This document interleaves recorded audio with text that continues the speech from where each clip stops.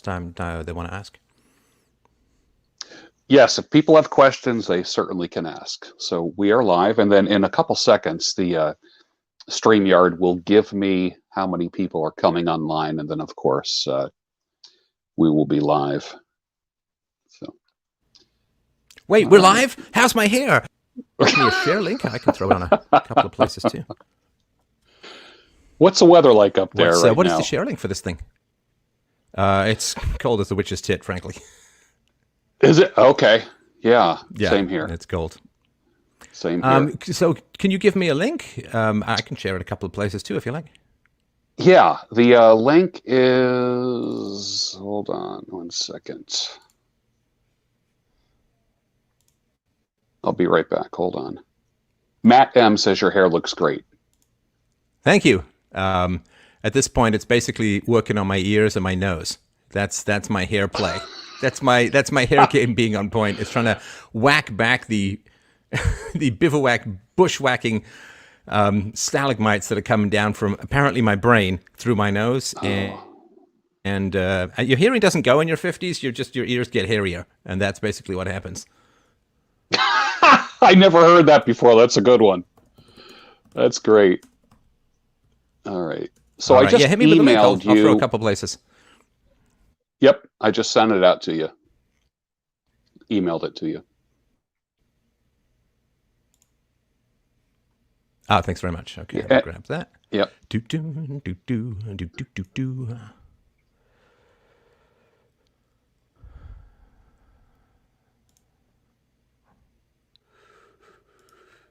Oh, I have nothing. Nothing. Well, so the StreamYard you sent to me, that's just for us. That's not for general consumption, right?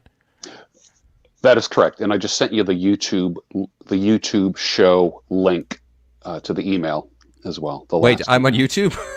I'm actually crossing into enemy territory as we speak? How exciting. You are. How exciting. You are. I am infiltrating. Behind enemy lines. That's right. That's right. Tell the Chi-Coms I said hi.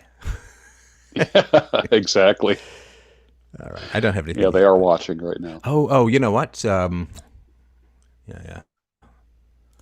It's so funny to see Wuhan having a great New Year's, right? Wuhan, the ground center of COVID. Great New Year's. No social distancing. I didn't really see any masks. Fantastic for them. We're all locked, but and we're all locked everybody in. else is, looking like rats. Rats on a stick would be a great way to celebrate Christmas. That's too funny. Well, you start hoping that you have obese relatives so you can make it through the winter, right? Yeah, exactly. Uncle Stan is well marbled. Let's have him over for dinner. Well marbled. That's a no, good one. You don't want to work out, man. Don't work out. This is what you say to your friends. Don't work out. I mean, how tasty are you going to be if you work out? You're not going to be tasty at all.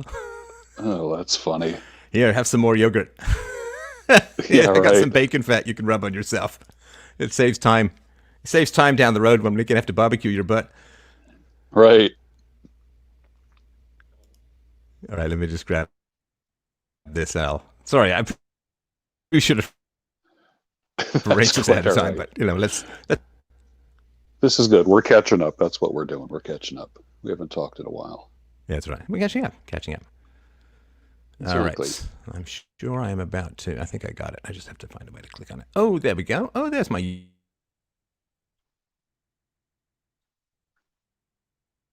YouTube link. Wow. Been a while since I've been to the tubes.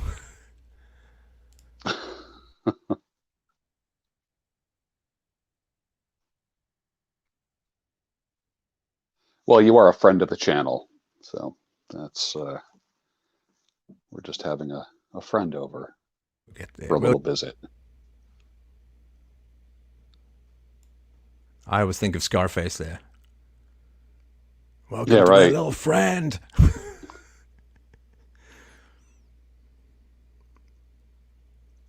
All right, so let's do it this way. I'll be able to share in a sec. I don't know why this is so slow. Slow. Oh, I know why, because I'm using the same bandwidth for the call. But video's coming through okay? Yeah, looking good. All right. Looking good. Yeah, I like live shows because it's low res enough that it takes 10 years off my face.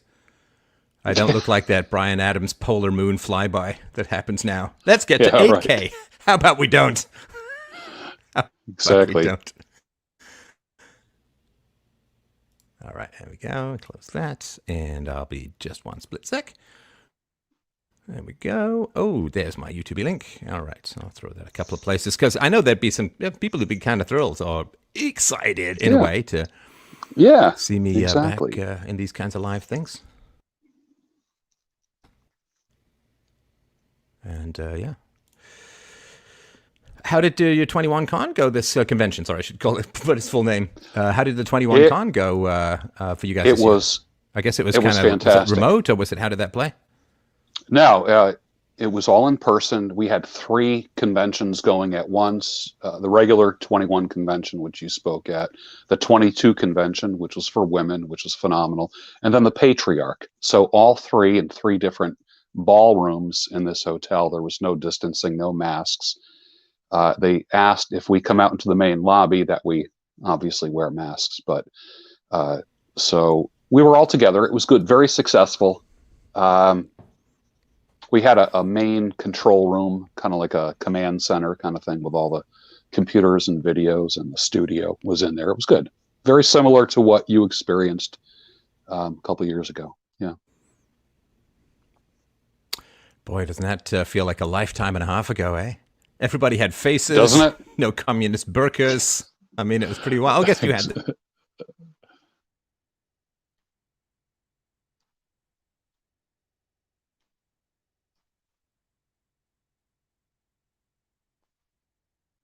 that again, right? But I mean,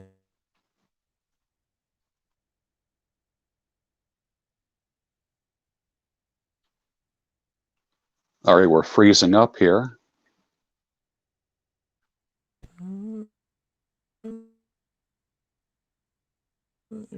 Here. We're going to make this happen no matter what. We're going to make it. Okay, there, you're back. You're back. All right, you ready to rock? It's one split second. I'm so close to sharing in a couple of other places. So I'm sorry, I'll be That's right fine. there. I promise. All right, how about this?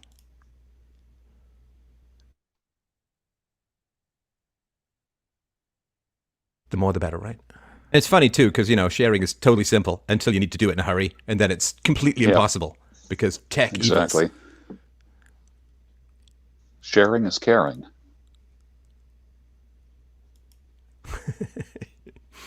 These days, sharing is scaring.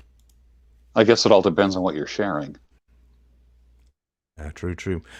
I am happy, Parlay, and I'm all yours, and I'm all the listeners. Excellent. What is on your mind? Wonderful. Well, first of all, happy 2021. Happy New Year to you. Good to see you, my friend. Thank you very much. You too. Yeah. Well, I just thought you'd be appropriate to have on the show for a retrospective about 2020 and going into 2021. Tell us about your 2020. What happened to you? I know you were taken off a lot of people's radar, which put a lot of people into shock. How did you deal with that? And have you maintained a lot of the following? Did it strengthen people, strengthen your following? Yeah, I'm not sure how much it was a shock.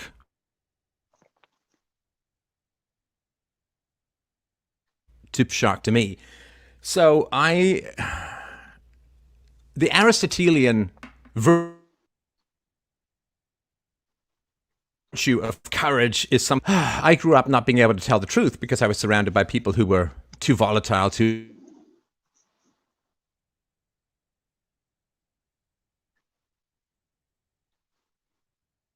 and you don't like being in a situation where I know something's important, I know it's true, I know it's meaningful, I know it's valid, but I got to zip my mouth and I can't say anything. And that has always been one of the most troubling aspects of the modern world. And of course, I'm old enough of internet free speech, 2006 to 2016. I mean, those were the glory years of free speech, when you could actually say things and you would have, obviously you never advocate violence against people, you don't dox people, you don't say or advocate anything illegal. But if you have facts, data, reason, and evidence, you could communicate facts, truth, meaning, philosophy in a powerful way. And, unfortunately that, they always say, oh, the people should have a voice. Democracy is so the people have a voice. People got to have a voice. And then the fates aligned, and humanity, for the first time really in its entire history, for about 10 years, we had a voice. My gosh. They obviously put a stop to that pretty quickly, because that was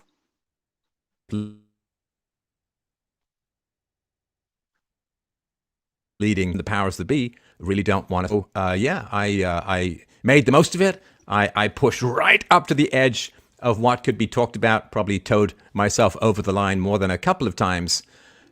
And then, because they didn't want to have, I think, a particularly honest election, and they didn't want people broadcasting all of the stuff that the tech giants were suppressing, like the Hunter Biden laptop story and sexual allegations and that kind of stuff. So there was a very concerted effort, of course, over the course of the summer to remove people who might potentially influence the 2020 U.S. election in ways that the powers that be don't want to have it influenced, right?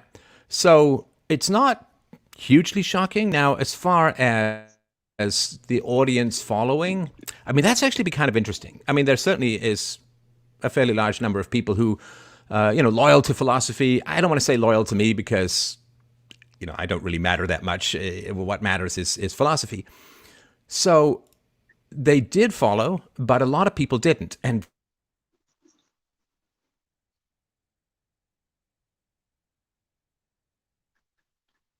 that's actually, but, of less than or fewer than 10% of the subscribers that I had on YouTube. And that's actually quite interesting, right? Because if people won't follow you when it's like you're one website over, I love philosophy, I really, really care about philosophy.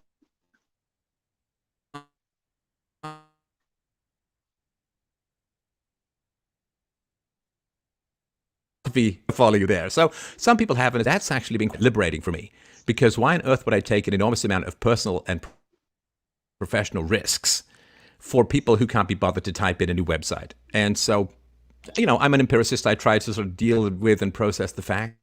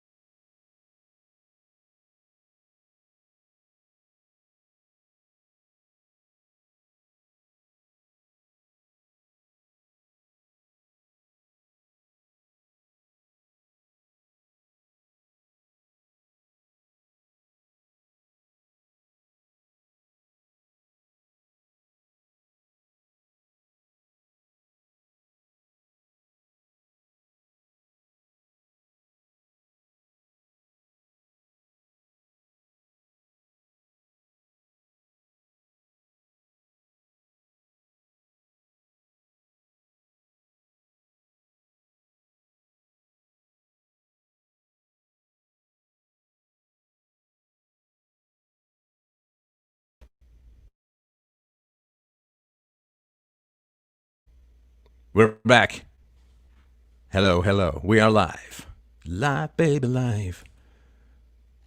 Hello, hello. Monsieur La Bruno, can you see me? Can you hear me? I can. You're now back. All right, again. we're back. Yes. Okay. Back. Yeah. What you were saying was about people just following you Steph. over. Yeah. So Yeah, so I mean, I had a huge amount of weighty and I think a lot of times positive obligation. Like I have this uncanny ability to get the truths out in ways that are digestible to people and so on. So when the audience as a whole was like not following me to new platforms, and I'm still engaged in wonderful conversations with the people over there, but because I sort of have a mantra, like I have a rule, which is I don't care more about people than they care about themselves. And so for me, it has lifted a weight of responsibility from my shoulders, because if people are like, oh, he's one website over, well, I can't really be bothered to follow him there, then it's like, okay, well, then why am I taking all these risks for people who won't bother to follow me? And I know this, I don't want to sound like petty or resentful. It's just a fact. It's just a fact that I'm right in enough ways, and I've enjoyed that process of being able to focus less on, the weighty, heavy, dense, sometimes depressing political material, and focus on the sort of philosophical side, the personal growth side, helping individuals with philosophy in their lives side, and I also knew when I was yeeted off these various platforms that meant that the chance for an honest election was virtually nil. And there's no question in America, no question. I mean, this isn't even open to any debate by any sensible people. Election in America in 2020. There was a surprisingly honest election in 2016, but that's only because they never expected Trump to win.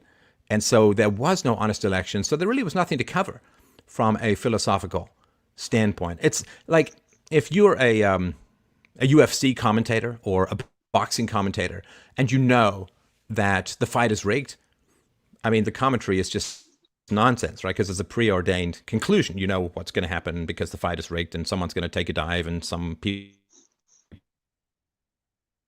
are going to make a lot of money, and other people are going to end up in a ditch. So there wasn't much to say in terms of politics in 2020. And as it turned out, of course, big tech threw the election to Biden. They suppressed stories. They deplatformed people. They just completely threw their weight behind Biden. And then there was a massive amount of ridiculous stuff. Like you, I went to bed November 3rd. It's like, yeah, Trump's got it in the bag. Yeah. Many years ago. And then, of course, you wake up the next morning and it's like, all the votes have mysteriously switched sides. And the courts have steadfastly avoided dealing with these kinds of issues for reasons we can get into. But it's not a place for philosophy. You can't deal with that kind of stuff in terms of philosophy. So, yeah, it's been a pretty wild year. It's been a pretty wild year, and I'll stop the ramble in a sec because I want to ask how you're doing and all that stuff as well. But it's been a pretty wild year. It's been very liberating for me, very liberating. That people as a whole are like, oh, well, if he's gone to another platform, I'm not going to bother following him. And again, people are perfectly free to not follow me. Like, I'm not mad at people for not following me, but it's just very instructive, and it takes a certain burden off my shoulders because people aren't willing to type 6 letters, to follow me some other place. It's like kind of liberating, right? Yeah. And so from that standpoint, yeah, the deplatforming was harsh. That was a tough pill to swallow for sure. But I'm the kind of person, I do some pretty great work when I'm under pressure. And I do rise in the face of adversity. So I've kept going, and I've produced some great material since the summer. So from that, and the other thing I'll mention as well, maybe this is true for your audience, certainly it's true for my audience. I've always wanted to enrich people intellectually, spiritually,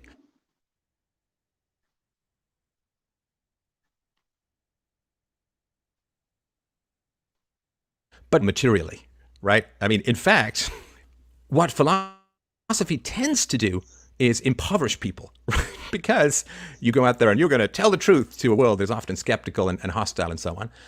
And it has generally been the case that the pursuit of philosophy comes at the expense of income. And certainly, I was a fairly high-flying software executive before I quit to do philosophy and took, 75% pay cut in order to do so. So philosophy has generally been like, well, you better enjoy the life of the spirit because the life of the material isn't going to do you much good in this realm.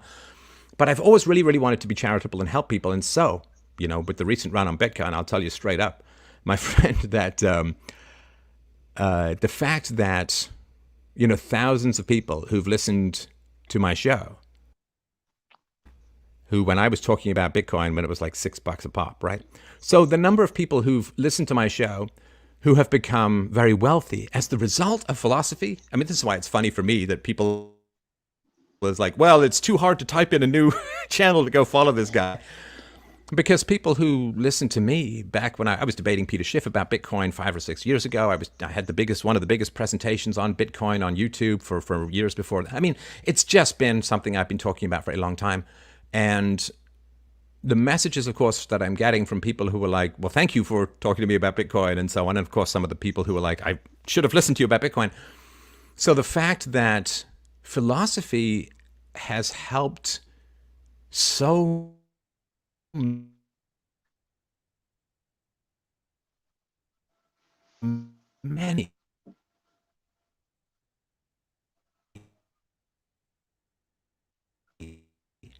of my listeners become wealthy is be a StreamYard thing. Maybe lots of people are broadcasting at the moment. But no, to have helped people in this way is a deep, like I've always wanted to help the poor. I've always talked about private charity and private help as the solution to people. So having helped so many people, so many families escape poverty over the course of my show is such an amazing feeling. It is such a powerful and positive feeling that that's really been the highlight for me of 2020. Saying to people it's a huge value, saying to people it's the future of the economy. So yeah, I mean, having helped so many people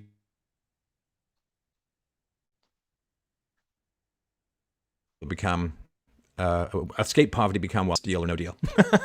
So yeah, that I think has been one of the greatest things for me in this year. But yeah, enough about me. How are things with you? Things are doing well. But enough about me. How are things with you? I was on a lot of stages this year. The YouTube channel grew pretty good this year. Probably about 60,000 people since the last time that you and I talked here. A lot of opportunities. Bitcoin, I was one of those Bitcoin people. I was a doubter early on. Thank God that I got on board that train. I'm just smirking every time I look at it now. It just makes me feel good. It's nice. And, it's funny. I was thinking about the purity test. When things get tough, it's just like a purity test. Those that were hesitant to type a few extra characters into their keyboards weren't true fans. So I think your fan base and my fan base has been purified in the past year. I truly believe that. I think that's a good way of putting it. And by the by, like, I don't recommend anybody buy or sell anything, but I think that Bitcoin has only just begun its run. That's my particular opinion. Doesn't mean anything. I'm not suggesting anyone do anything, but I've got 200K in my brain for Bitcoin. Anyway, that's my particular thought, and I think that will also only be the beginning, because it's not the Bitcoin's going up; it's that all of the money printing crap is going down. So, yeah.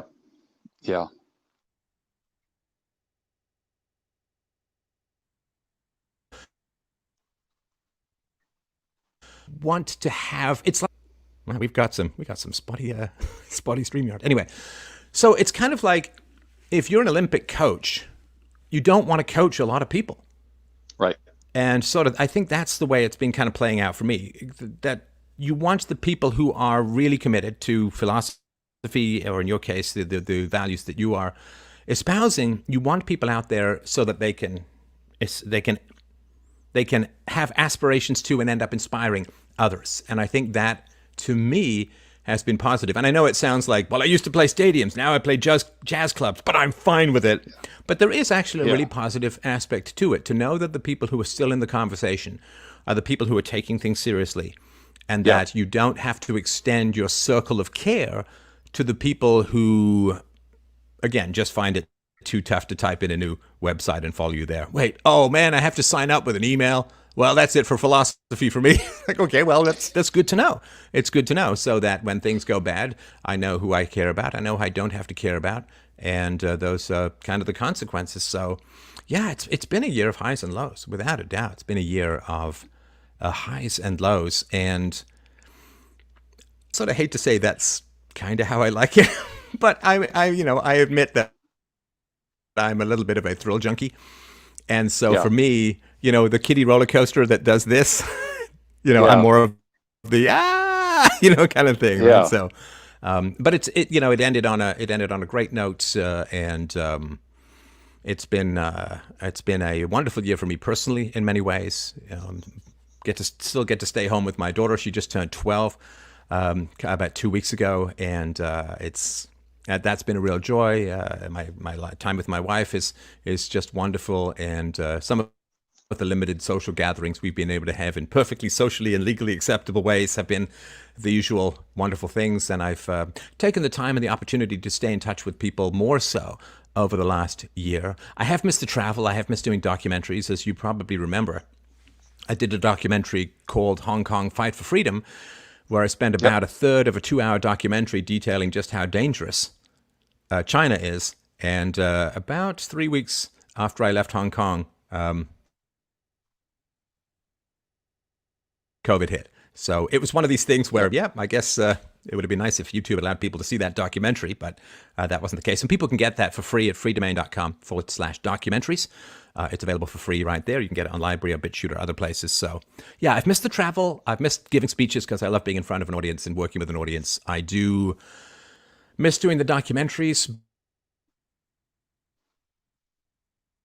I'm at the moment, which is really enjoyable. And it's great to be able to consult my daughter on that, which is, it's just a wonderful experience. So, yeah, it's been some highs and it's been some lows. The last thing I'll say as well is that people seem to be enormously skeptical about the state at the moment. Yeah, that's a good thing. Come over to the light side, come over to the light side, because people are like, wow, half the country is not going to accept the result of the 2020 election in America. There's no question of that. I mean, Biden's going to get in, and then the conservatives won't accept the results of that election. Or, if Trump pulls off some Indiana Jones with a hat and a closing door miracle and manages to stay in power, well, of course, half of America will burn to the ground. But the left won't accept the results of that election. So the legitimacy of the state, high point, I guess, at the moment. And of course, I'm looking for, peaceful and productive solutions and so on. And when I would say you can't really trust the state, it's an agency of coercion.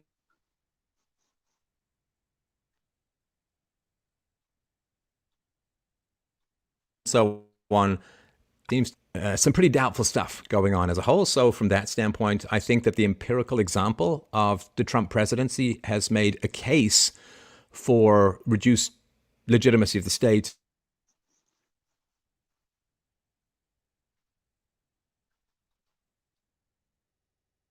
in a way that's so vivid that abstract philosophical arguments can't quite touch the vivid empiricism of the last 4 years. So, yeah, there's been some benefit to that as well. Yeah. In the past year, it's really interesting. I know a bunch of people who would not normally be philosophy fans.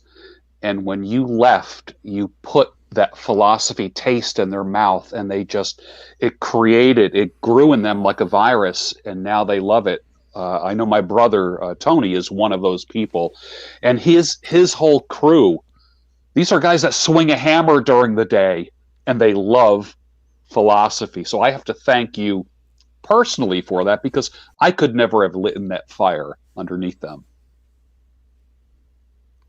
Yeah, I mean, people want ideas they can use.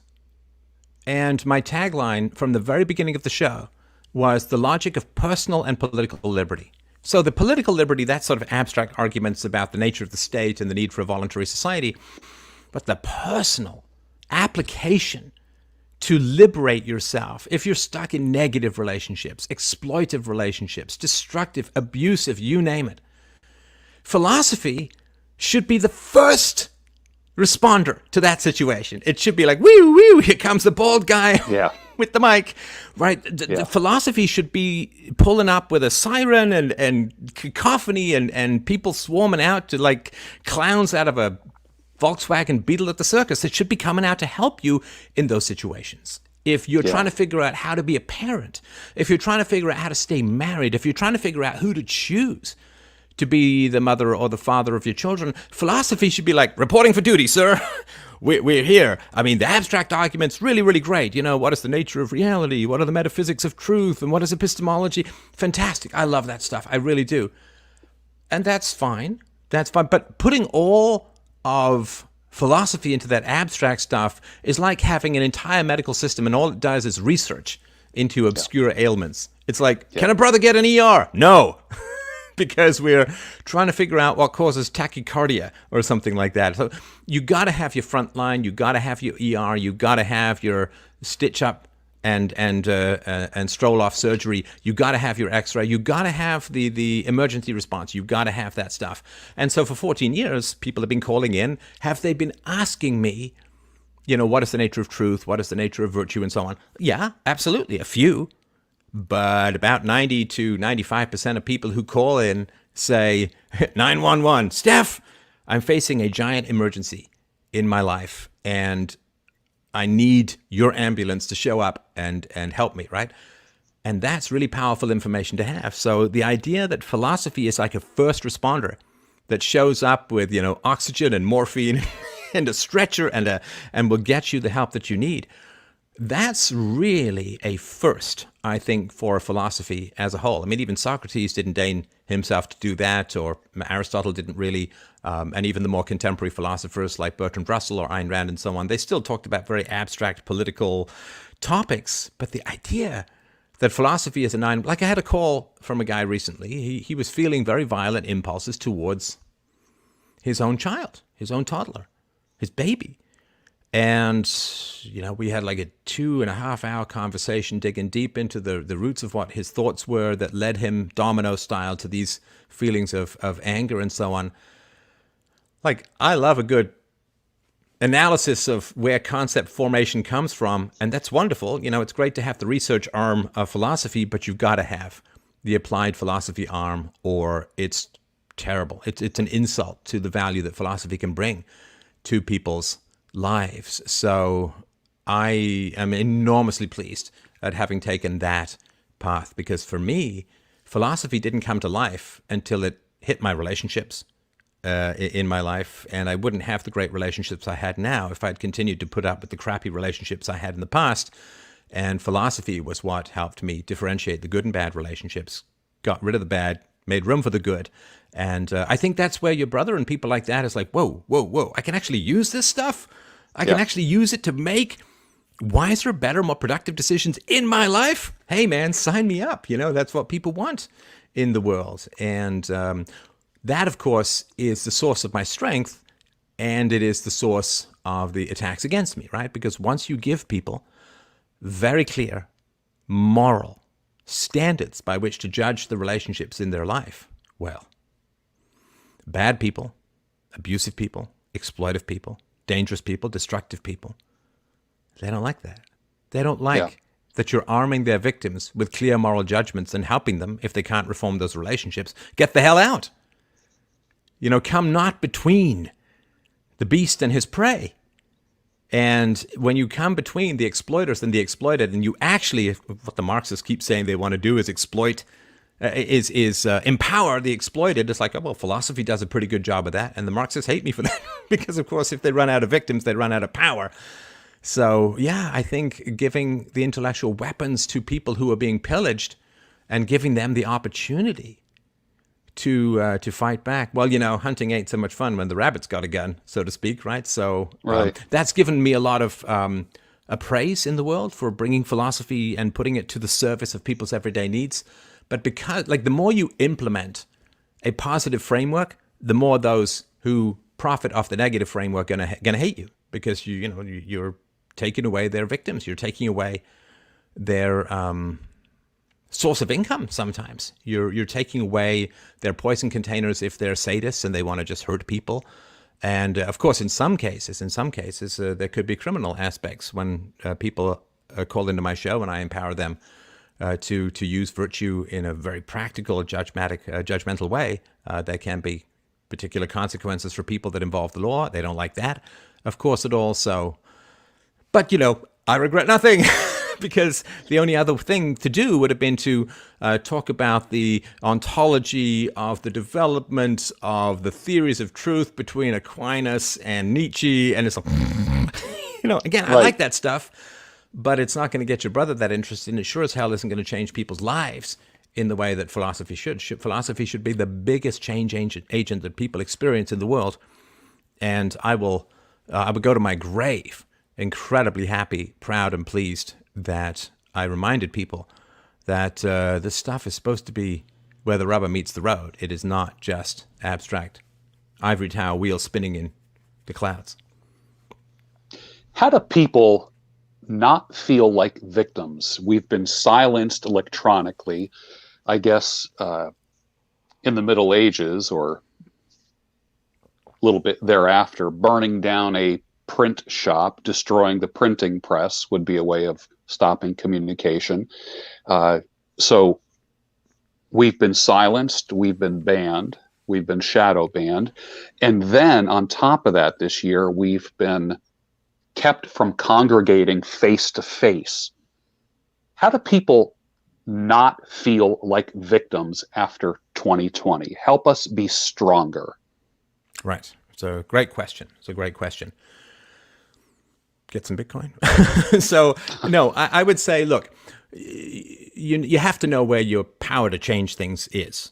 And yeah, there are going to be people who are going to go march on the 6th of January, but the decisions in American politics are not being made according to ideology. They're being made according to riots.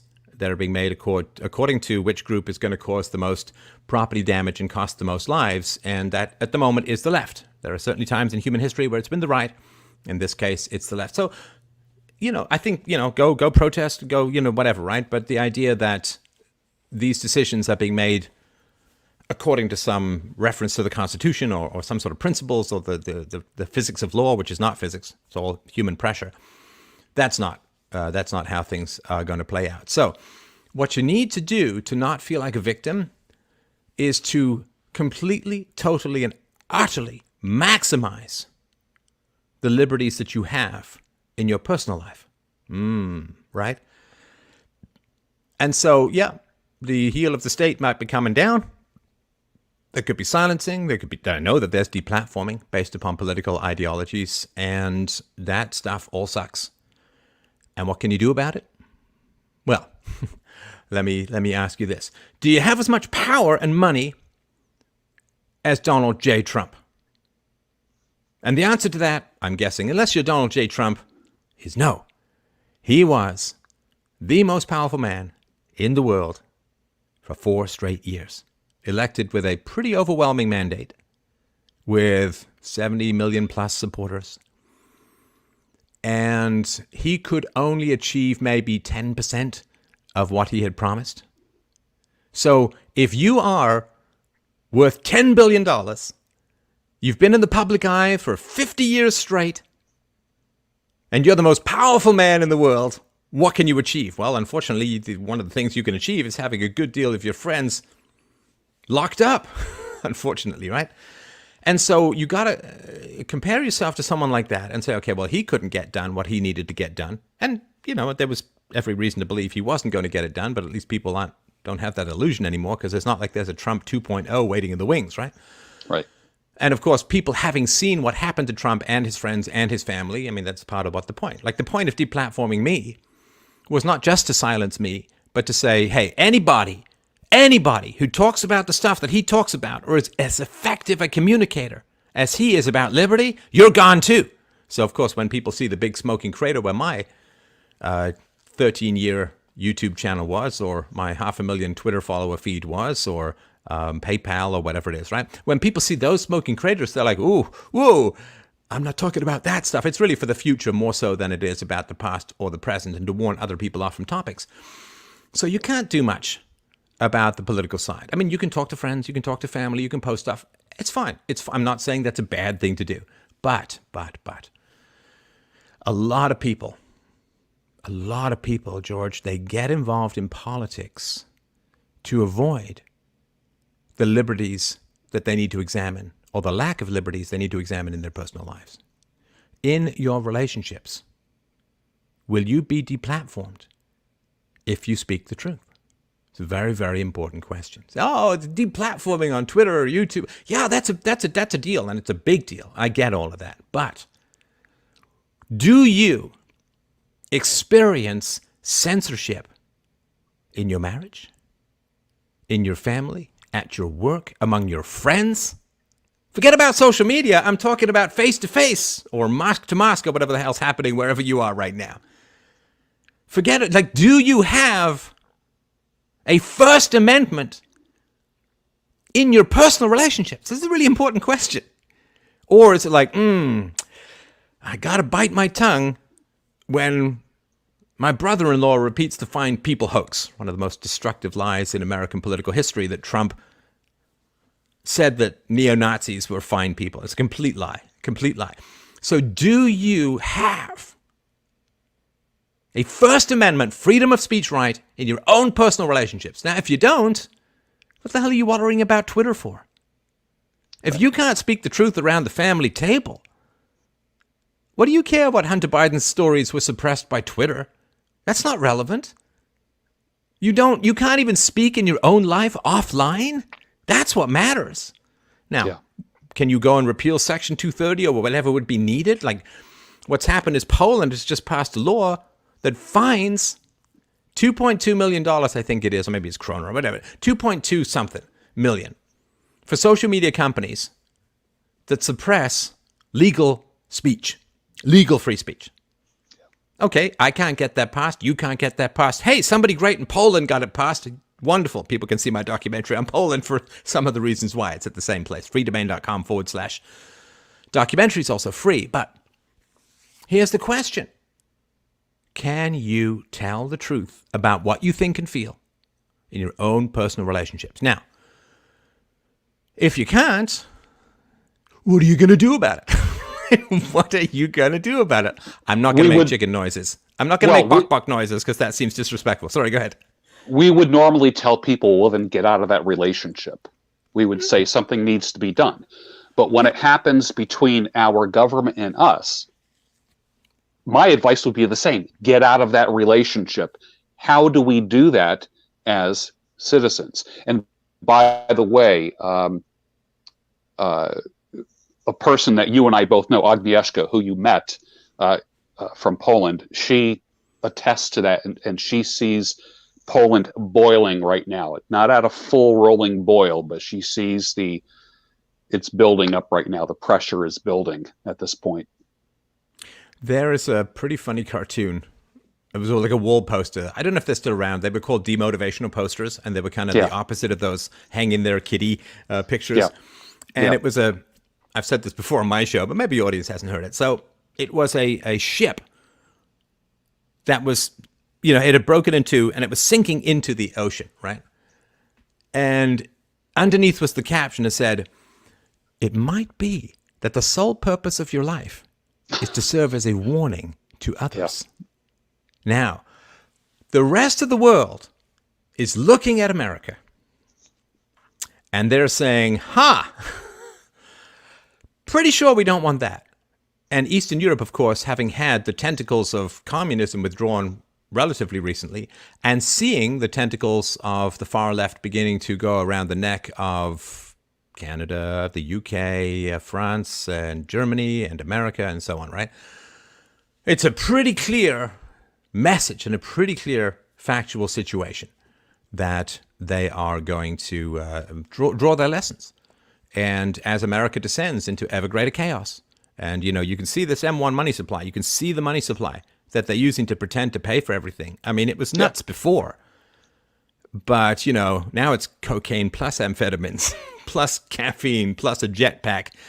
And that is very dangerous stuff, right? It's very dangerous stuff. So I do think that places like Poland are looking at the West, and they're saying, holy crap. Yeah. Like, why is the media running everything? Because, people, they get all mad at the Republicans, right? I think Nick Fuentes was just tweeting about this somewhere. Somebody sent me a screenshot, and it was like, oh, destroy the GOP. Listen, I get that. But here's the thing. The GOP faces a psychotically adversarial and destructive press. And unfortunately, there are millions, tens of millions of people who are completely propagandized, dangerous press zombies. They're media zombies, except they're moving fast, right? So the attacks, the deplatformings, the doxing, like all of this stuff, it's one thing to be on the left knowing that you can run over, or at least allegedly run over your wife's foot in a car and, they'll cover it all up. Or you can be Hunter Biden and they'll cover it all up. Or Joe Biden, they'll cover it all up. In fact, I think it was CNN has just said, oh yeah, we're not going to cover the presidency like we did under Trump. My gosh, are you kidding me? I mean, it's Biden now. Everything's going to be fine. So people get soft and lazy when they get the support of the press. But of course, the conservative politicians face the most horrendous attack. I mean, look what happened to Tucker Carlson. I mean, the far left extremist invaded his home, and his wife had to barricade herself in a closet and was frantically dialing 911, and then he had to move, and then what do you think he was complaining about, almost getting doxxed, I think, by the New York Times again, something like that. I'm sorry if I've got anything wrong here, but that's sort of my memory of it. So that's pretty serious stuff, and the people on the left have all the cover from the press that they need. The people on the right get all of the attacks on the press that can be imagined, and that's occurring at the realm of the judges, that's occurring at the realm of the congressmen and the senators, and of course it occurred hugely at the realm of the president. The president of the United States had to bow and scrape before the media. Yeah. I mean, that's an astonishing... He's commander-in-chief of the biggest military the world has ever seen. But he's got to dodge and weave and bow and scrape in front of the media. I mean, that's where the real power is, I think, these days. But... So yeah, it is. I think other countries are looking and saying, "Ooh, this is we got to raise a more skeptical population, because when people are swallowing media lies left, right, and center, I mean, it dismantles the entire country from the inside out." Yeah. Let me ask you this: we have a mutual friend, acquaintance, Ali Alexander, who's organized Stop the Steal. They're all meeting on January 6th. Do protests and these gatherings, do they help, or is it just a wet dream? Is it just hopium? What are your thoughts about that? Oh, I like him. A lot of courage, a lot of resolution. And, I don't want to throw shade at anybody who's showing those kinds of titanic cluster balls in public. So yep. I'll talk about the pluses and minuses. And this is, he's the expert on this. He really knows this stuff. So this is very much from the outside in. Yep. The vote tallies. There should be no circumstance under which overnight a vote tally goes negative, right? I mean, maybe a week after you find some bad ballots and you've got to shave some votes off or some signatures that don't match or whatever, but there should be no circumstance under which a vote tally should go negative the night of the election. The moment that a vote tally goes negative, that's it. I mean, it's done. It's done as far as the legitimacy goes. And this is particularly true, I shouldn't laugh because it's really grim stuff. It's particularly true when a vote tally that goes negative for one candidate is proportionately going positive for another candidate in a pattern that can be mathematically figured out. I mean, this is done. This is completely it. And once it happens to one voting machine, wherever those other voting machines are deployed, you assume it's everywhere else, and the whole thing is illegitimate, in my opinion. Now, I know that these are the allegations that have been made. I haven't reviewed the math. I don't know. But a lot of, very smart people who are good at puzzling out these kinds of mathematical things have come across as very certain. And unfortunately, the courts and the Supreme Court, of course, is completely pathetic as far as this goes, because they've completely abandoned their responsibility to keep the republic together, because they're the port of last call for divisive topics, right? And they've completely thrown. They should have accepted the Texas lawsuit. They should have allowed the best case to be made. And therefore, if the case is weak, people will be reconciled. They should have live streamed and broadcasted every single movement in that whole Texas lawsuit, but saying, well, Texas doesn't have standing if some other state screws up the election. Well, of course, because it's a national election. Of course they do. Of course they've been disenfranchised if another state puts a president in that Texas didn't vote for because they couldn't keep the election integrity going. I mean, so it's a ridiculous argument, in my opinion. But I would say that it's worth looking at these irregularities. It's worth bringing them to light. You are up against a monolithic media and social media agglomeration that is absolutely committed to a Biden presidency, and they will stop at almost nothing to achieve it. And that is risky stuff. That is going up against those kinds of powers. More power to you. I mean, good luck. I really mean that. Good luck. But if the Biden presidency was to somehow get overturned, and as you know, the courts have been, batting these things down like crazy, right? And again, I'm not a lawyer. I can't judge the legal arguments. I've read through some of the dockets and so on, and I've seen the evidence, and some of it seems pretty compelling to me. But unfortunately, we have people who've been so propagandized into hate, into hating Donald Trump, into hating conservatives. They're all Nazis and white supremacists, and they're all, just horrible human beings who, I don't know, want to strangle hobos while they're sleeping or whatever. So people have been so lured into hatred. And it's not totally dissimilar from what was going on with the Jews in Nazi Germany, or what was going on with homosexuals in Nazi Germany and so on. You just get lured into this bottomless hatred for a particular group of people.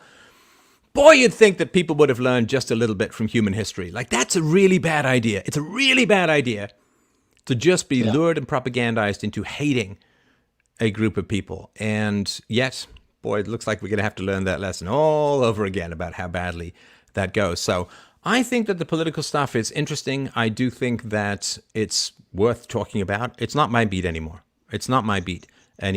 Again, more power to them.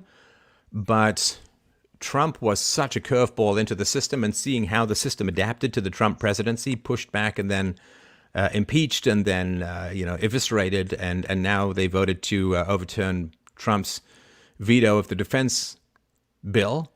And of course, conservatives were doing all of that. So, I mean, it is kind of a uniparty. And I was never particularly interested in politics or voting until Trump came along, because Trump was outside the system. He was something to roll in so you could see what the system looked like. Right. He was like that light that you turn on to see the shape of the room when you can't remember where the table is. You want to bark your shin on it. Yeah. But now it's, what is it back to? I mean, it's just back to politics as usual. It's back to the Republicans promising freedom and delivering massive amounts of money to the military-industrial complex.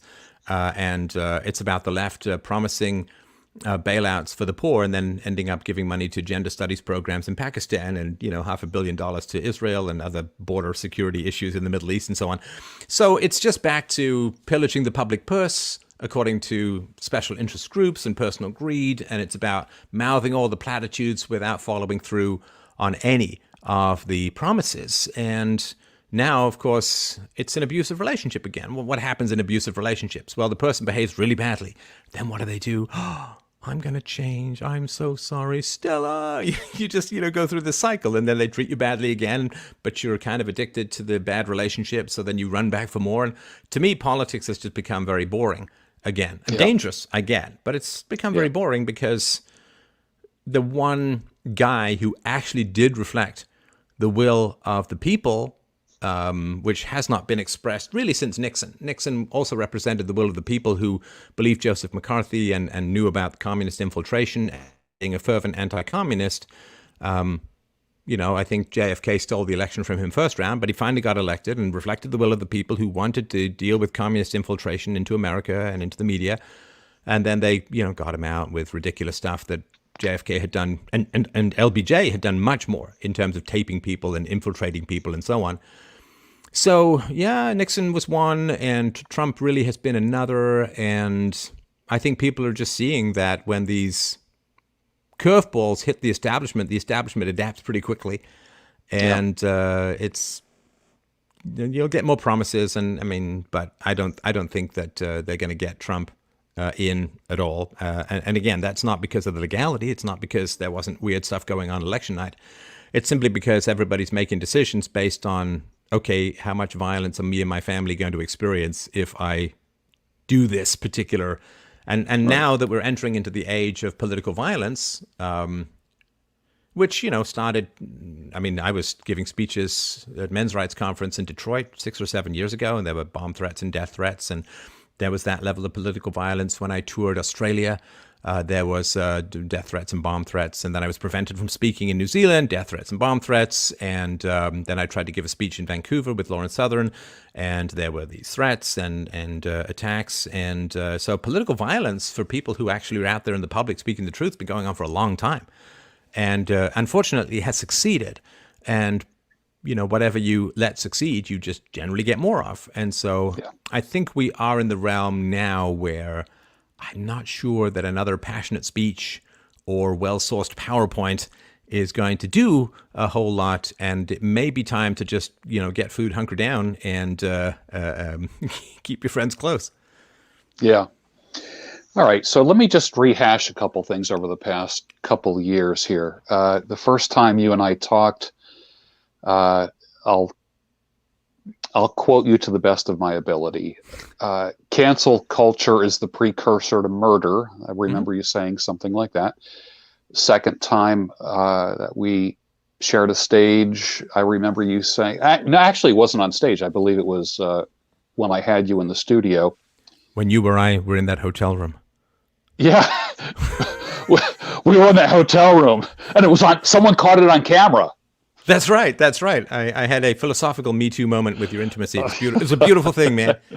It was great, and I asked you to look at the audience, look at the camera, and give them hope. And basically, you gave about a great 10-minute speech. It was gold, and you ended it with get married, have children, and save the world.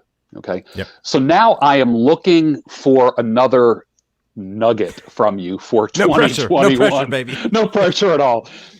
Give us some hope, because that's what I'm all about. Hope, positivity, and optimism. Give us some hope for 2021. We are now here. It's no longer in the future. It's here. It's now. How do people survive 2021? What is the proper attitude to have? How do we not feel like victims? How do we not feel anxious? And well, words can only do so much, man. I can't reshape reality for people, but I'll do my best to help people. So I want you to think of the Roman Empire, and I want you to think of half a millennia, right? So how long did it take for the Roman Empire to fall? You could argue a couple of hundred years. I kind of ping it at half a millennia or so, right? Yeah, 350 to 500, yeah. And think of all of the people who wrote books about how to fix the Roman Empire. Think of all the people who had arguments and debates, and they went into politics, and they wrote newspaper columns of whatever was the equivalent, and they made speeches, and they argued themselves hoarse about how to save the Roman Empire. And saving the Roman Empire was easy. It was easy to save the Roman Empire in terms of the plan. It wasn't like a 20-point plan. It was, okay, we need to close the borders. We need to stop invading other countries. We need to stop the welfare state. And we need to stop empowering women to the point where they're overpowering men, right? It wasn't like, I've got a whole presentation on this called The Truth About the Fall of Rome. And people can find that on BitChute, library, other places. So what was needed to be done was not that complicated. Same thing is true for America and other countries. What do you need to do? Well, you need to stop the welfare state. You need to reform the family court system to the point where there's true equality between the sexes. You need to get the government out of the business of creating and maintaining currency, because it's way too much power. It's way too much power to be able to type whatever you want into your own bank account. And, ideally, no taxation, completely stateless society, peaceful parenting, no spanking, and all the stuff that I've talked about for a long time. Okay, that's going to take a while. It may not be done by the time we finish this conversation. So, conserve your energy from political discussions. Conserve your energy from political... I have to say, I'm not giving anyone... You can talk politics as much as you want. I'm just saying that that's been going on for a long time, just as it did in the fall of Rome. So conserve your energies. The people who recognize inevitability have the greatest chance of flourishing in a decaying society. Let me say that again. The people who recognize inevitability have the greatest chance of flourishing in a decaying society. Because what is a decaying society? A decaying society is simply the end of bullshit. That's all it is. Societies grow when you can tell the truth. Societies decay when you're forced to lie or be silent. And when lies accumulate, it's like plaque in your arteries. When lies accumulate, eventually there's just one big spasm and it all falls apart. And we are not publicly really allowed to tell the truth anymore. We're just not. Yeah. Not allowed to tell basic truths, basic scientific, factual, real truths, right? And we have, unfortunately now, multi-generations of people who have adapted to surviving off state power. And, everyone thinks of the welfare state. That's important. Everyone thinks of feminism. Well, that's important. Everyone thinks of college professors. Yeah, that's important. But there's a lot of rich people who have both gotten and maintained their wealth through state power.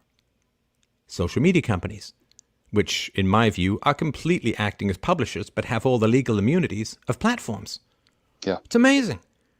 They can completely tip the scales and have no legal liability in the way that any other publisher would ever have. It's a magic. First of all, corporations are complete bullshit.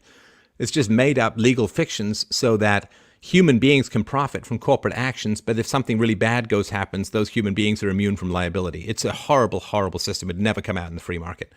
I mean, if I was in the free market, I wanted to put my money in a bank, and I was told, oh yeah, well, if the bank goes bankrupt, the bank executives all get to keep their money and are immune from any kind of liability. I'd be like, well, I'm not putting my money there. I want guys who are going to lose more than their house. I want them to lose a kidney if they lose my money, right? So recognize that we know what needs to be done, but so many people believe that they can't survive without the state anymore. Half of the population is, or feels, which is kind of the same thing politically, that they can't survive without the state. You go to the single moms and say, the welfare state's a really bad idea. And they say, well, how's my kid going to get food? How's my kid going to have his braces? You tell me how I'm supposed to put a roof over his head. They genuinely feel they can't survive without the state. And they say, of course, maybe single dads too, but mostly hear from single moms. They also say, well, but I care so much for my child that you've got to give me money. It's like, well, why didn't you care enough about your child to have your child with a stable man who would stick around? You didn't care about him enough for that, did you? So, I have a certain amount of suspicion about how much these women as a whole care about their children, because they're willing to raise them without a father, or they're willing to raise them without the example of somebody working for a living. They're raising, and so...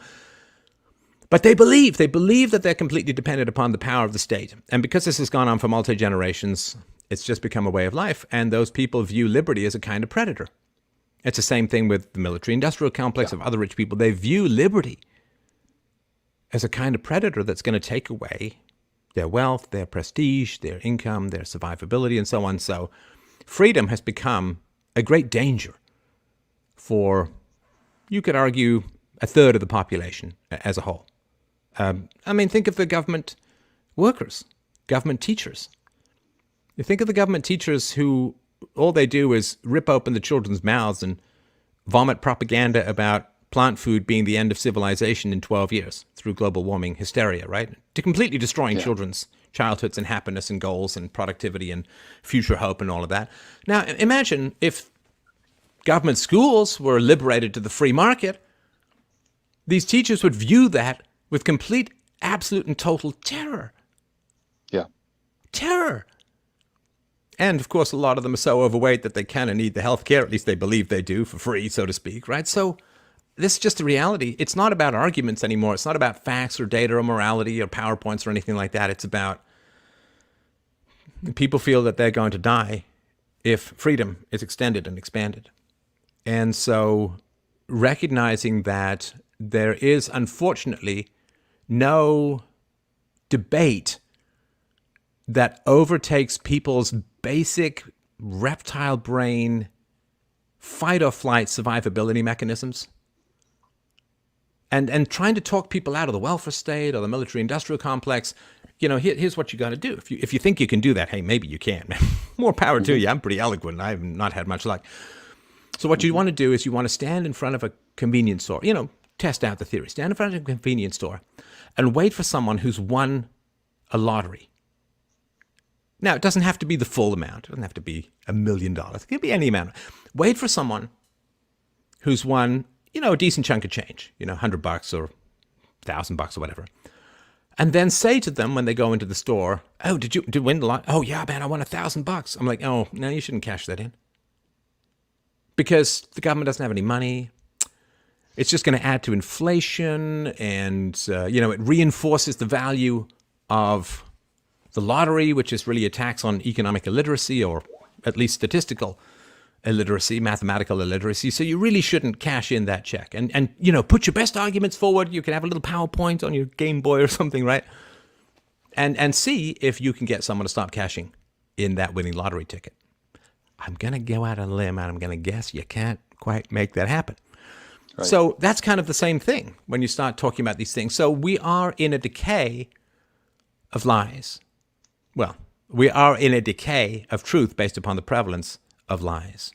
And lying for a living has simply become so profitable now that it's almost an impossible profession to really do much about. So recognize the inevitability that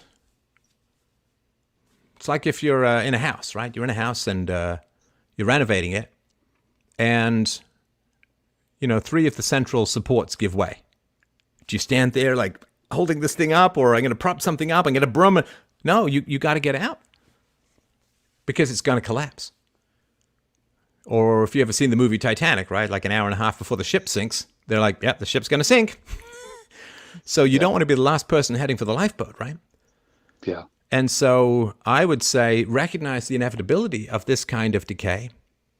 I can't think of a time in human history when it's been reversed, because people who are dependent upon unjust power, as they believe, for their very survival, won't listen to abstract rational arguments about the virtues of their situation. They really won't. Unfortunately, it'd be better for them if they did, and the single moms would be much happier without the welfare state, but unfortunately, it's the way things are. You and I didn't invent this system. We inherited it from those who came before, and we're just going to have to kind of clean up the mess. So I would say, given that the existing system is mathematically unsustainable, everybody knows that. Anything which mathematically can't continue won't continue. The house is going to collapse. And you got to make your plans. And the first people to make those plans will be the ones who won't just survive. And nobody's looking for just survival. You're looking to flourish. Which means accept when things aren't going to work and find alternatives. There's lots of alternative ways to live. All legal. Stay within the law. If you got tax bills, to pay your taxes, right? Stay within the law. But become self-employed. Up your human capital. Learn how to grow some food. Get some food in the basement. Get loyal people you can trust in a pinch around you. None of these frou-frou friends that are fun to go to the mall with. Those people are just going to hang on and drag you down when shite hits the fan. Get a good community around you. Learn some damn skills. More than how to get through Call of Duty blindfolded.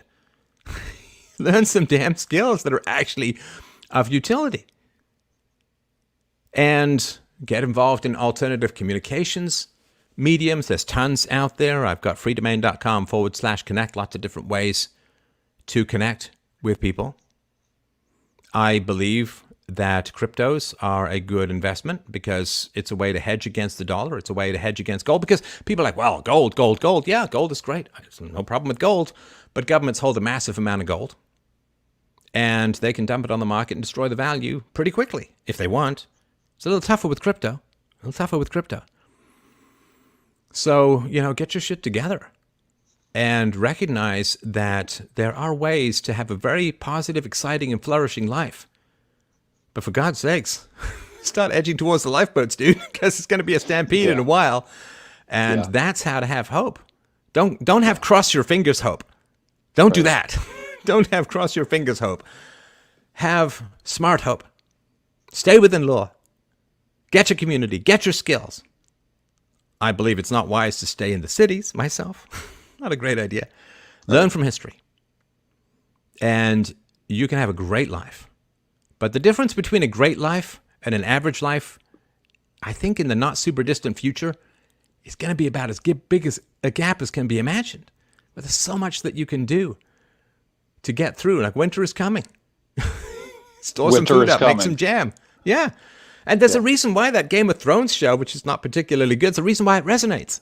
Because we've had, 7 years of summer based upon money printing and borrowing and debt, like we never have to have any reality. And what comes after 7 years of summer is 7 years of winter. And, the light is fading, sun's going down. It may not be Iceland, it may not be the North Pole, but it sure as hell ain't going to be Florida. So, get yourself ready and you can have a great life. But don't cross your fingers and don't just assume that tomorrow's going to be the same as yesterday. That's how people go down with the ship. Well, that's great advice. I think that demonstrates a lot of insight. And I don't think going back to Rome was off the table. I think a lot of people are going to go to that. They're going to find that video of yours, The Truth About the Fall of Rome, because I do think there are some parallels here. I do. And don't be afraid of people. Sorry, because I'm just looking at the comments here, right? Because I just want to stay up with the audience. Okay, let me tell you guys something. People are like, oh yeah, well, but sorry, I don't mean to mock people by putting my voice funny, right? But people are like, oh yeah, well, if you haven't got any phones and you don't have any electricity, where's your crypto? Dude, if you don't have any phones or electricity, where are your dollars? Where is your bank account? Where is anything? If it gets to that, then we better be good with a spear. Because we're going to be in some Tyler Durden fantasy from Fight Club, hunting deer in the shadows of the Empire State Building, right? I mean, that if it's to the point where there's no phones and no electricity, I mean, the last thing you have to worry about is crypto. What are you going to do with gold? Eat it? Come on, man. Right. I mean, if it's that, I mean, we're not going there. I mean, far too much knowledge has been accumulated. The levels of communications are too good for that. And there are too many incredibly brilliant, semi-autistic genius engineers out there who are going to figure out solar-powered jetpack cell phone transmitters in about a day, if anything like that ever happens. So this complete catastrophization, well, I'm not going to buy any cryptos because the entire power grid could explode. It's like, yeah, okay, so you're not going to buy any life insurance because you get hit by a meteor? I mean, come on, that's not how we make rational plans, right? That's right. That's right. Oh, maybe some other good questions, but go ahead with yours. Sorry. Let's see what people have got going on here. Oh, I remember when I didn't need my peepers. Anyway. What questions does the audience have? I'll post any questions that you have for Stefan.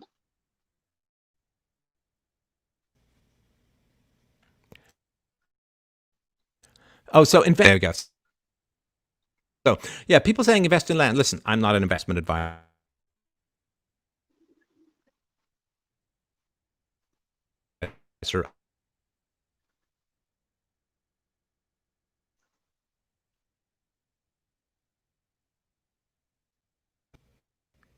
The risk has been that you buy real estate and then the government expropriates everything, right? So that's a real challenge. So I have no objections to real estate and so on, and we'll have to see how the Biden thing plays out. But in general, if leftists start to take over, real estate gets lost one.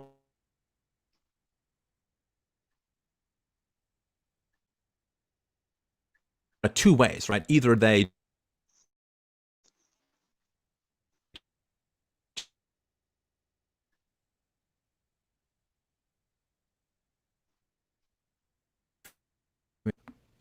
right. Let's see. Are we back? Are we back? Is it possible to end the Fed? So the way that the Fed gets ended is mathematically, because it can't survive. The Fed is not going to be able to survive. I mean, no government-run currency has survived. There's one exception you could say, which is 7% of its value. So government currency doesn't work. It's the same thing at the end of Rome. It was the same thing. I did a whole series on the hyperinflation around the French Revolution. In the Roman Empire, what happened was, in order to pay the ridiculous bills for being an imperialist power along with the welfare state, right? The warfare welfare state, which is exactly the same as in a lot of places in the West, particularly America now. What they did was they simply poured crap into their coins, right? They'd put tin or copper or other garbage metals into their gold and silver coins, even their bronze coins to some degree, to the point where you would get maybe 1% or 0.5% of actual gold in a gold coin. So they just shat all over their currency and passed it around like it was the original. And then, things got really bad in Rome because what happened was they used to conscript young men from the cities to force them to fight their wars. But because they raised taxes, mostly in the cities, you couldn't really tax people in the country because it was too remote and tax collectors would go missing quite a bit and the hogs would be happy. But in Rome, they taxed the cities. So what happened was the young men left the cities and went to go and work in the country or live in the country because then they couldn't really be conscripted or taxed. And so because they lacked the slave labor to make an army, they ended up having to hire the barbarians, right? So named because their language sounded like this to the average Roman. Ba, ba, ba, ba, ba. The barbarians needed to get paid. So in order to pay the barbarian armies that they had to have because they'd forced the young men out of the cities in the Roman Empire, they ended up debasing the currency, monetizing the debt, so to speak. And then we'll just come and get our money from Rome, and they came and they sacked Rome, and the population of Rome went from about 1 million to about 17,000 in less than a year. Like everybody just fled the city. So yeah, this warfare welfare stuff is absolutely catastrophic. Plus, of course, encouraging divorce and ridiculous levels of female empowerment, which kills the birth rate and therefore the future of society. Like, I think it's great. I think it's great that we put women on a pedestal. I think it's great that men ask women out. I think it's great that we pay for dates. I think it's great that we'll pay for all of this wonderful stuff. We generally pay for the houses and the weddings and all of the... Yes, let's shovel buckets of money at women. I think that's wonderful. Just one thing, ladies, that we kind of need in return. It's the next damn generation. Okay, that's all we're asking in return. We'll shovel all this money at you. Work night and day. 90% of a married guy's income goes to his wife and kids. No problem. All you got to do in return, ladies, for all of this wonderful attention and deference and money, and just give us the next generation. That's all we're asking. A couple of kids. That's all. And it'd be nice if you stayed home and instructed them in the ways of the civilization that your forefathers fought blood for thousands of years to hand to you. That would be kind of nice. Pass that down a little bit, other than, here's how to get a great deal of Jimmy Choo shoes. But so this has happened so many times in history that central banking simply doesn't work. It's way too much. It's a funny thing, man. Funny thing when you think about it, right? Everybody says the same thing, right? It's that quote, right? Power tends to corrupt. Absolute power tends to corrupt absolutely. And people are like, oh yeah, man, power totally corrupts. Power's bad. Power's bad, bad, bad. And it's like, yeah, but the government should totally provide healthcare to everyone. Like, dude, can you put these two? It's like in that game Among Us, trying to put these wires together. Can you put these two wires together? Power corrupts. Yeah, but the government should totally have control over all of the currency, the interest rates, and be able to borrow for the next generation and pay off to buy votes in the here and now. It's like, you can't have... Either power corrupts, in which case don't give the government power,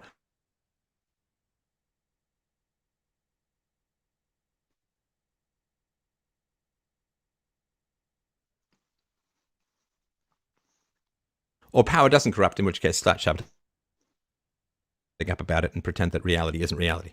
Sorry. Anyway, go ahead. Can you reverse the effects of negative press? Well, so if you were, let me ask you this. If you had a friend who was addicted to a drug that caused you physical damage, right? So, addicts are painful to... I've never actually lived with an addict, or I've never had a friend who's a total addict or anything like that, but I've seen the show Intervention a couple of times. It doesn't look like a lot of fun. But at least the addict, let's say you've got an alcoholic. Okay, it's terrible, but he's destroying his own body. He's destroying his own liver or whatever it is, right? But imagine if the alcoholic was destroying your liver. Well, this is what it's like to live with people who are addicted to the mainstream media. Their addiction is destroying you. Because they're so enslaved mentally, they're not going to notice the loss of any of their liberties. In fact, they may bloody well welcome the loss of their liberties. Because they're too incompetent to think for themselves, so they'd love to be ordered around. You, on the other hand, if you're listening to this, come on, face it, you're a person who likes to think for themselves. So If that person is addicted to the mainstream media, they're giving the mainstream media money. They're giving the mainstream media views. They're giving the mainstream media credibility and reach and power. And again, they won't care when they're enslaved. They'll probably be happy. You, on the other hand, if you're listening to this, you crazy bastard, if you're listening to this, you'll really, really miss your freedoms. And so they're addicted to a substance that is destroying you. Now, I don't recommend staying with an addict under the best circumstances, but sure as hell, if the addict is destroying you got to get the hell out. So you got to stage an intervention. People who are addicted to the mainstream media are incredibly dangerous. Incredibly. The mainstream media starts wars. For God's sakes. The mainstream media gets hundreds of thousands of people killed. The mainstream media gets people targeted. The mainstream media destroys people's incomes and livelihoods and relationships. The mainstream media is promoting ungodly levels of degeneracy. It's destroying families, it's destroying your culture, your civilization. And so if people are addicted to spreading the corrosive miasma of these garbage mouths, they're incredibly dangerous to you. So what do you do? Well, I would say stage an intervention. Say, no, that's not true. No, here's the, oh, you believe the fine people hoax? Here's what Trump actually said. He said the neo-Nazis and the white supremacists should be utterly condemned. He was talking about the people on both sides of the argument about historical monuments, right? So it's not true. And you got to keep just intervening. And then if they continue to hang on to their addiction, this is what you do. Go watch the show Intervention. You can find it online. Go watch the show Intervention. What do they do? People sit down and say, unbelievably destructive behavior. You are out of my life.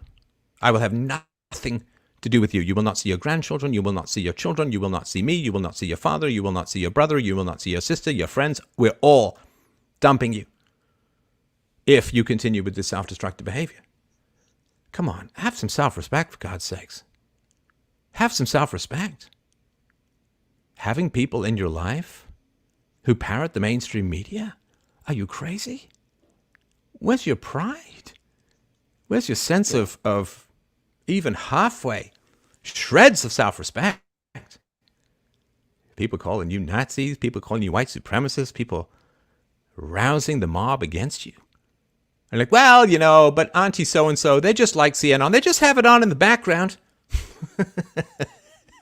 Yeah. Trust me, it ain't on in the background. And if it is, it's even more dangerous because it's programmed them unconsciously. So, yeah, you got to stage intervention. So, no, you can't watch this garbage. You can't. I mean, you can, but you can't watch this garbage and have me in your life if you keep going. All right. Let's see here. What movie is best a true representation of today's current reality? Idiocracy? 1984. I know that there's these two polls, but no, it's not Idiocracy. Well, it's funny because the two-way telescreens, nobody ever thought that people would trade their freedoms for good map directions, right? Anyway, let's see here. What is the step-by-step of crypto becoming currency over dollars? How does Bitcoin come to take over dollars? Well, let me just give you that entire thesis off the top of my head with this, right? So, very, very briefly, right? So, if you have to directly fund immorality, you don't want to do it. If you have to directly fund immorality, you don't want to do it. Like, let's take the war on drugs, right? I don't like drugs. I think they're degenerate. I think they're destructive. I hate them with a burning passion. I don't think they should be illegal because it's not a violation of the non-aggression principle to take drugs. I mean, I think if you're a parent, it's horrendous and you're completely abandoning your responsibilities. If you're in a relationship with someone you love, you start taking drugs, it's horrible. It's incredibly, but people forced into that relationship with you in the way that is the case with taxation and so on, right? So if people say, well, I think these drugs should be banned, it's like, okay, then you'll pay for it, right?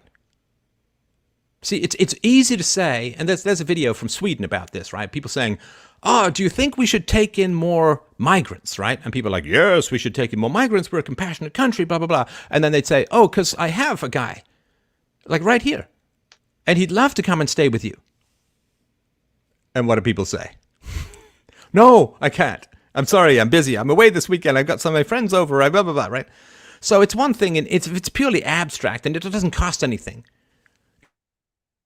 It's basically like, hey, do you think people should be allowed to breathe oxygen in India? It's like, well, yeah, sure, it doesn't cost me anything, right?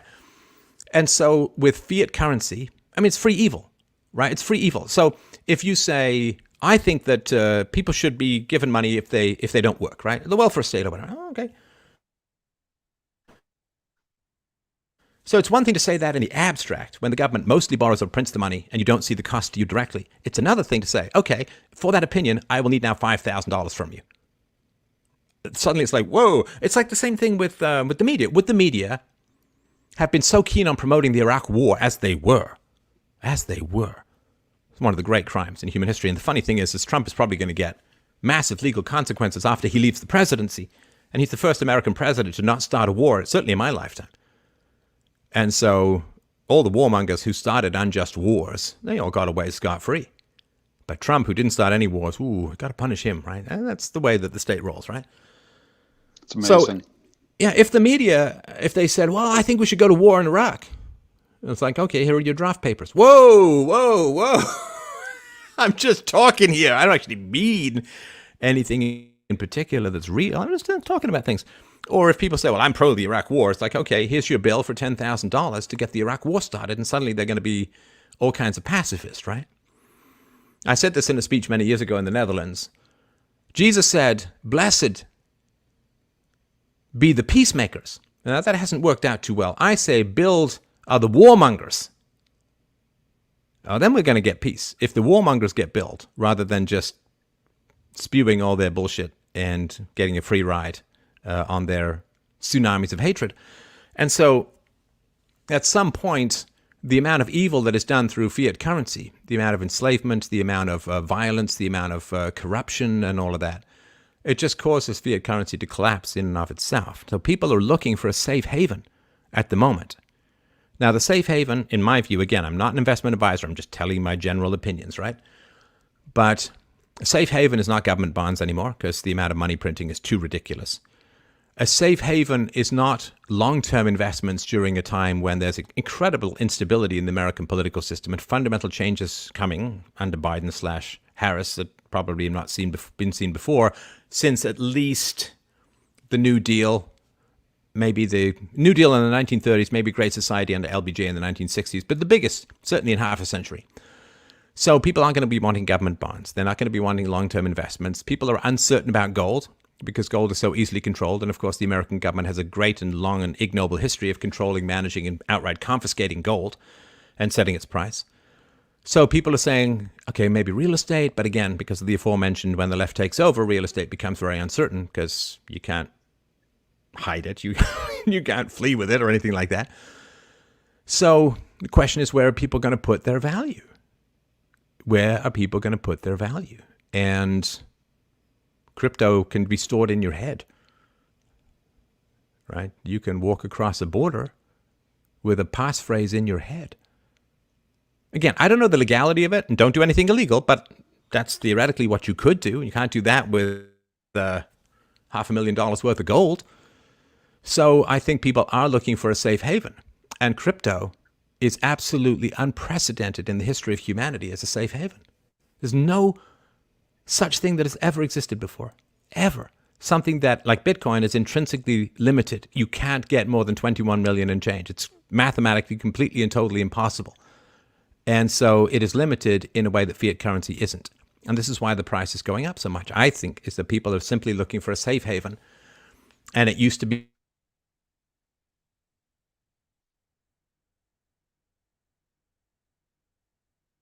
bonds, maybe it was stocks in the past, but there's such uncertainty also about the COVID, right, and the lockdowns and the destruction of the middle class and the destruction of the small business owners who coincidentally happen to be generally conservatives and so on, right? So there's so much uncertainty that's going on in the economic sphere at the moment that people are looking for any place that they can store value, and gold on the mattress ain't going to cut it anymore. And real estate, I think, is kind of risky. Stocks and bonds are out. Government securities are out. Where are you going to go? Swiss banks might be out. I don't know. It's tough to move. And in the States, don't you get taxed worldwide or something like that? So people are desperate for a store of value that it's as big a revolution as capital was to land, right? In the Middle Ages, land was wealth.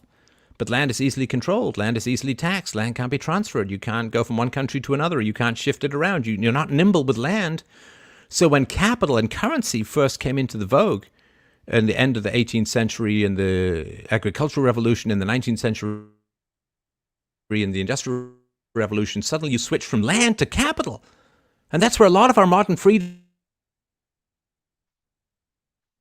you could control the land militarily. Case and go to the Netherlands. You couldn't control money in the way that you could control land, and that was the end of the aristocracy and the beginning of the bourgeois, the beginning of the middle class, the beginning of the people who laid the foundations of our freedoms by being too nimble to be controlled by the state. And now we have the next wave, and the next wave is crypto to fiat, as currency was to land in the Middle Ages. It's nimble, it's mobile, it has intrinsic value. And it rewards those who think ahead. It's an IQ gold star of economic value. And you really, really want to be ahead of the curve. In my humble opinion, I'm not telling anyone to do anything. In my humble opinion, you really, really want to try and be ahead of the curve. Say, oh, well, Bitcoin's gone up a lot, or this, that, and the other.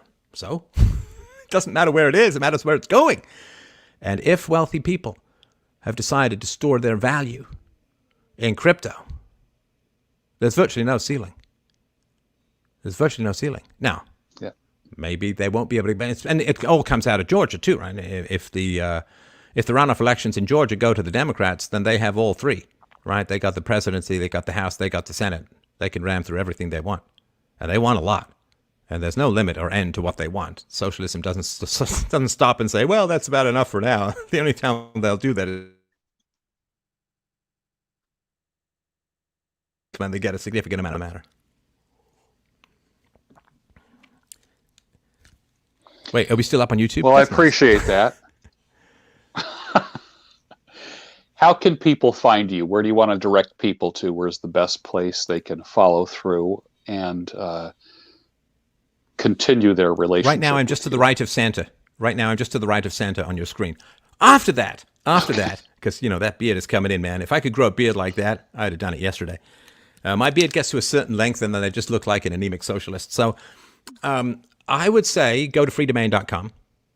That's where you can catch my work. I've got a blog. I've got videos. And freedomain.com/connect is where I am on alternative media platforms, because there used to be an alternative media called the mainstream tech companies. Now there's an alternative to the alternative, and you can find me on Parler. You can find me on BitChute, on Brighteon, on Library, on Streamyard, and so on. So I'm still producing great work. I'm still having great conversations. I do my live stream every week. I do call-in shows and all of that. So I hope that people, and if you like what I do, you'd like to help out what I do. It's been a brutal year. I'm not going to kid you as far as that goes. So freedomain.com/donate. I hugely appreciate anybody's help and support. I mean, I'm not going to stop either way, but it's a little easier to keep going with that kind of support. So I really, really do appreciate the chance. I hope I didn't talk everyone's ear off too much, but I'm so excited to be back. No. On YouTube if we're still there. It's good to have you back. I will put your links down below, and we'll continue this again in the future. I think the future is bright and the future is interesting. Thank you, Stefan, for being with us tonight. I appreciate it. My pleasure. Thank you so much. Happy New Year to everyone out there. Stay alert, stay aware, stay focused. The job now is to flourish, and you can do it. But you got to be informed, and there's lots of great people out there to learn from. Bruno's one. I like to think that.